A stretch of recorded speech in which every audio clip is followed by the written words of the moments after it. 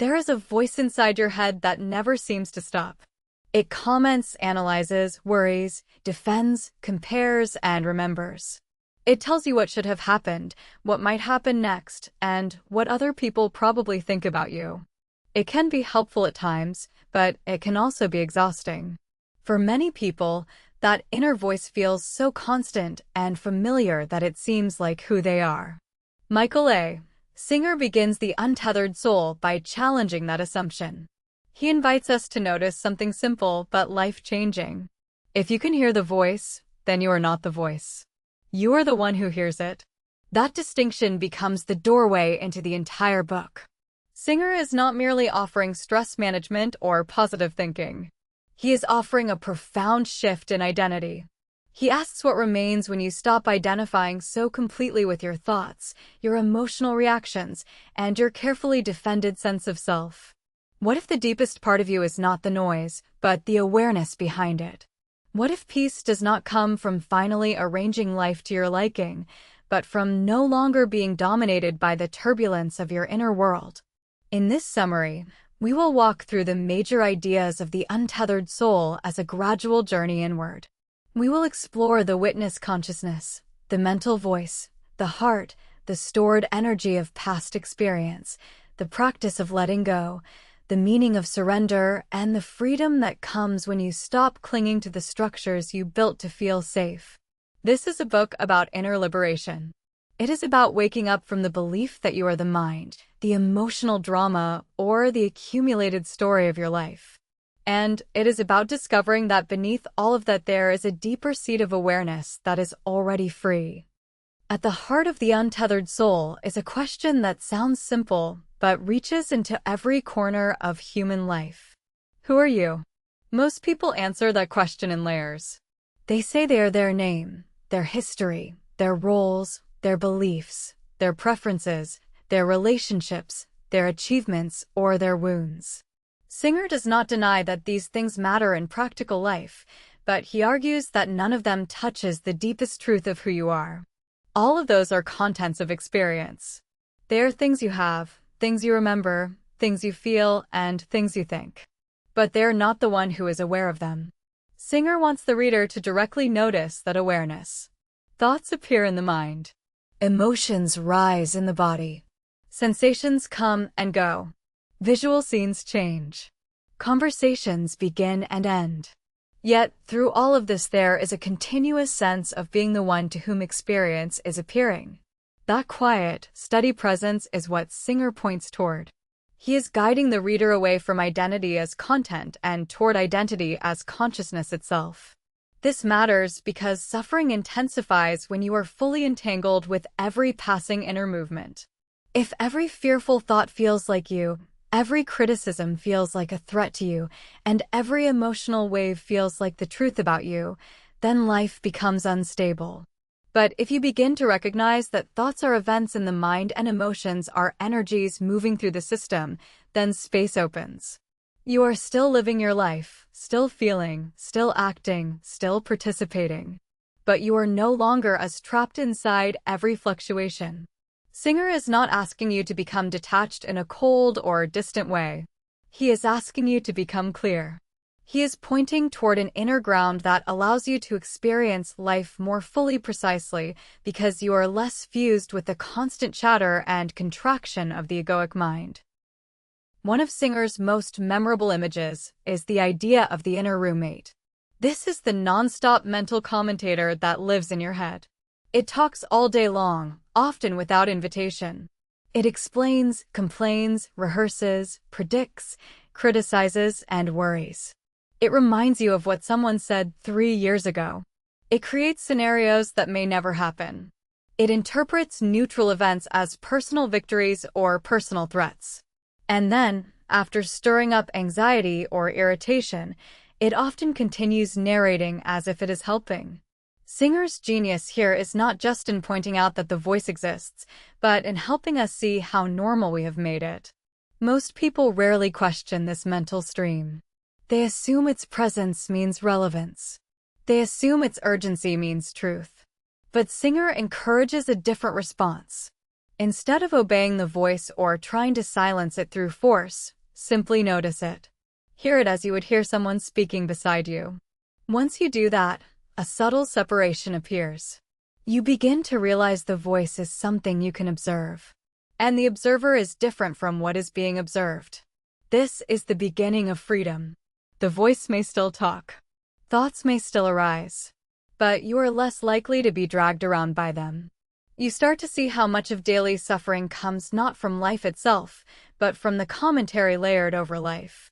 A moment happens, and then the inner roommate turns it into a drama.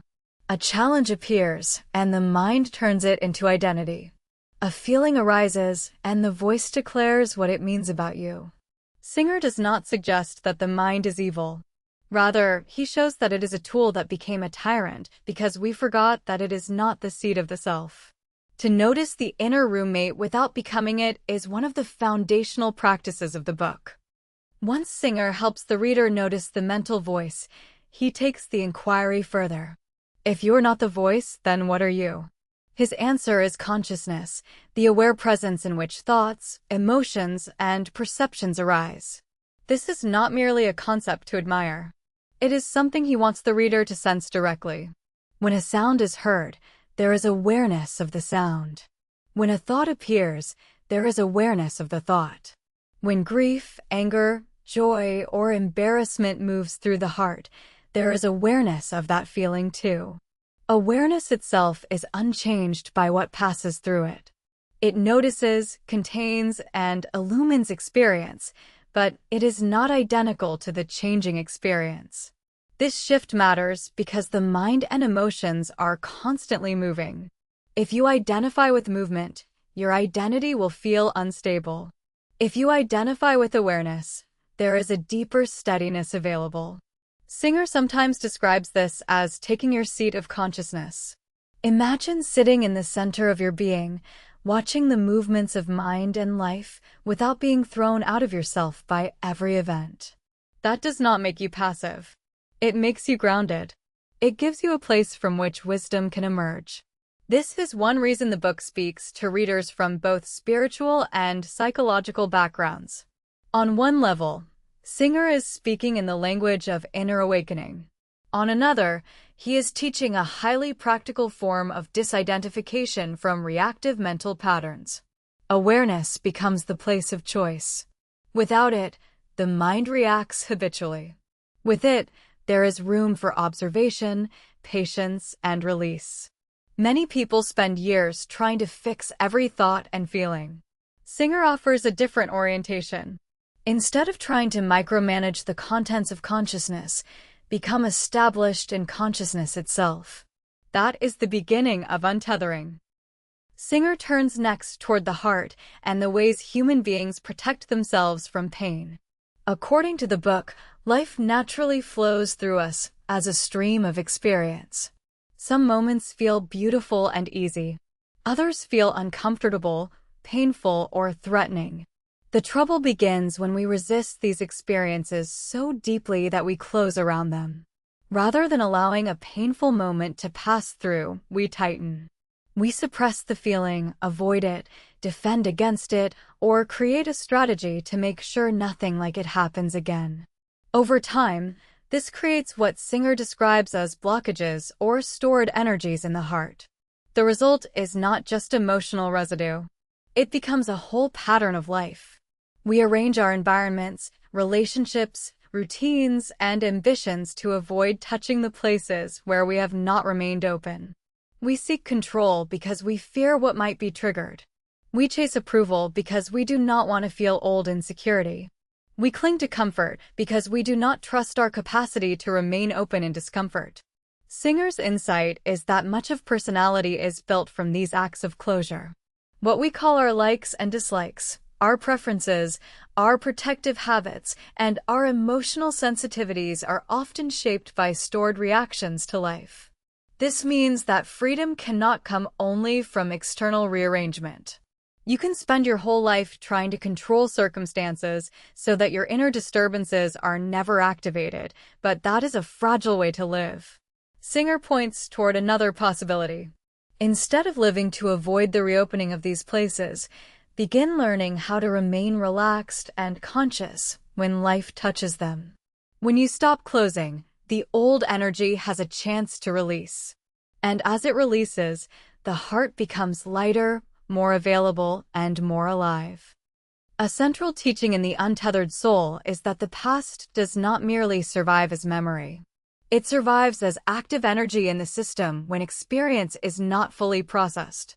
Singer suggests that every time we resist a moment intensely, something remains behind. It is like an unfinished wave of energy stored in the heart and psyche. Later, a similar situation appears, and the old material gets activated. Suddenly, the reaction seems larger than the present event. A small comment hurts more than it should. A minor inconvenience creates outsized frustration. A subtle uncertainty triggers a disproportionate fear. Singer sees this as evidence that we are not just responding to now. We are responding to a backlog of previously stored impressions. This is why people can appear calm on the surface yet feel full of internal pressure. It is also why the same patterns repeat. The world is not always the problem. Often, the same inner structures keep meeting the world in the same defended way. Singer's invitation is not to become obsessed with tracing every reaction back to its historical origin. He is less interested in analytical excavation than in present release. Whenever life stirs something within you, use the moment as an opportunity. Feel the activation. Notice the impulse to defend, suppress, or discharge it outward. Then relax and let the energy pass.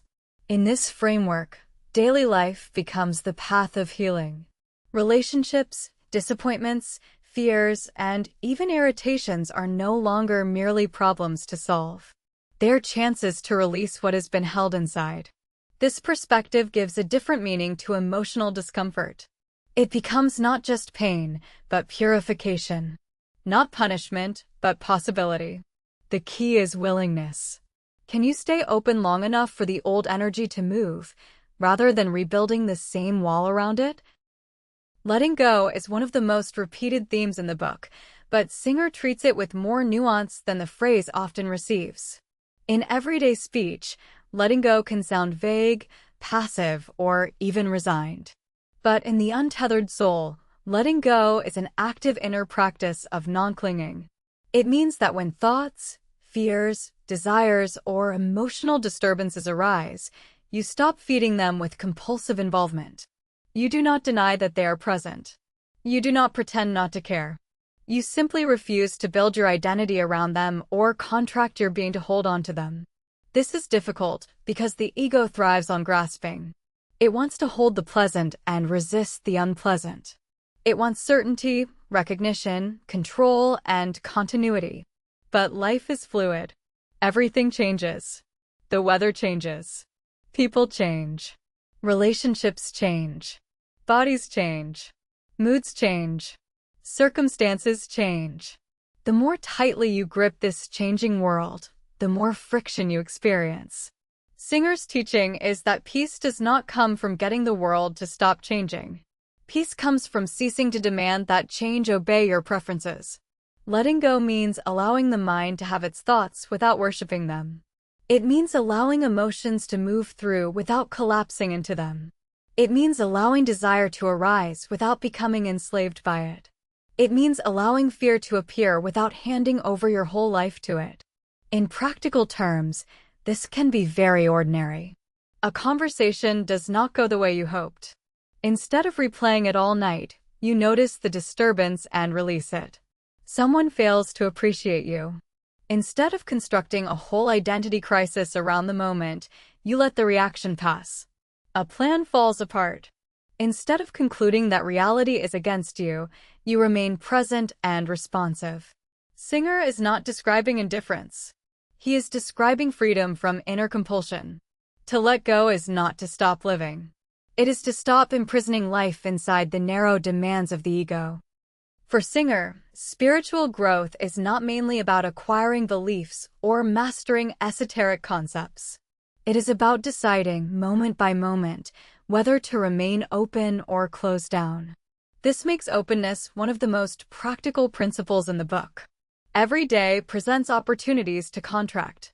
An unexpected criticism, a fear about money, an awkward social exchange, a disappointing message, a painful memory, a rush of envy or insecurity.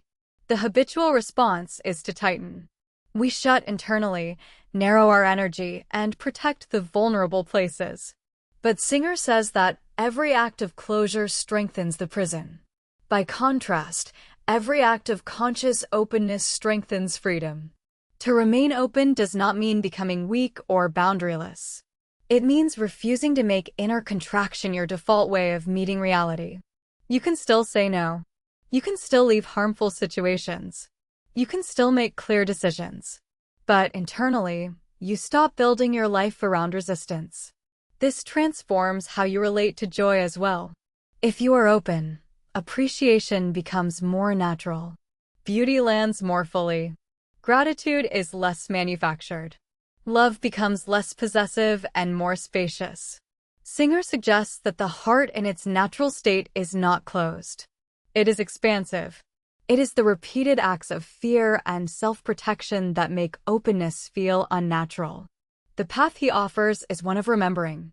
Instead of asking how to become a different person, ask what it would be like to stop defending against life so constantly. The answer, according to Singer, is increased aliveness. More energy. More presence. More capacity to be with what is. Openness becomes not just a spiritual technique, but a way of inhabiting the world with greater courage and tenderness. Another major insight in the Untethered Soul is that much suffering comes from the mind's endless attempt to control reality. We all have preferences. We want certain outcomes, certain treatments from others, certain levels of success, comfort, certainty, and order. Preferences themselves are not the problem. The problem arises when our inner state becomes dependent on whether life matches them. Then every deviation feels like a violation. Singer asks us to notice how often the mind is arguing with reality. This should not be happening. That person should not have said that. This traffic should not exist. My future should be more secure than this. My body should not be aging. My work should be easier. My emotions should be calmer. The mind develops an image of how life needs to be in order for us to feel okay, and then it spends enormous energy trying to force experience into that image. Singer's teaching does not deny the usefulness of planning, discipline, or thoughtful effort. He is not saying that goals are inherently bad. He is saying that when peace depends on control, peace becomes fragile. Life is too dynamic to cooperate perfectly with our mental demands. The weather changes, other people have their own minds, bodies are vulnerable, and uncertainty is built into existence. If you make control your strategy for inner safety, you will be fighting reality endlessly. Singer proposes a different strategy. Let life be what it is first. See clearly. Accept the reality of the moment without internal argument. Then act from that place. This is a very different energy from resistance. Resistance says this moment should not be here. Clarity says this moment is here. Now what is the wisest response? In that shift, much unnecessary suffering falls away. Surrender is one of those spiritual words that can easily be misunderstood. It can sound passive, fatalistic, or weak. But Singer gives it a more precise meaning. Surrender means stopping the war with reality.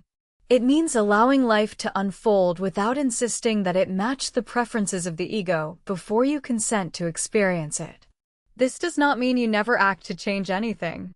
It means your action no longer begins from denial of what is. Singer suggests that much of the exhaustion in human life comes from this internal war. We spend our energy not just meeting circumstances, but resisting their existence. We do not want the present to be present. We are offended that life has taken this shape. Surrender begins when you drop that argument. You acknowledge the fact of the moment and remain open. From there, intelligent action is still possible and often more effective. Because when you stop fighting reality in your mind, you can actually see it. Singer treats life as something larger than the personal self can fully manage. There is a flow to existence, a movement beyond the narrow calculations of the ego. Trusting that flow does not mean abandoning discernment. It means releasing the demand to dominate every outcome. There is humility in this view. The separate self is not in charge of the entire unfolding. When we stop grasping so fiercely, we often find greater ease, spontaneity, and wisdom. Singer's surrender is therefore not withdrawal from life, but a deeper participation in it. You stop relating to existence as an opponent. You begin relating to it as a field in which awakening can happen. Even challenge becomes part of the path. Even uncertainty becomes workable. Even loss can open the heart if it is met without total closure. Beyond its psychological insights, the Untethered Soul also speaks in a more explicitly spiritual language about energy and inner ascent. Singer describes the human being as a system through which life energy moves. When we remain open, that energy flows more freely. When we live in fear, resistance, and self-contraction, the flow becomes blocked. While some readers may interpret this in metaphysical terms and others in emotional or nervous system terms, the practical meaning remains consistent. Openness creates vitality. Contraction creates stagnation. Singer links this freer flow of energy with joy, clarity, and devotion. As inner blockages release, consciousness feels less burdened and more uplifted.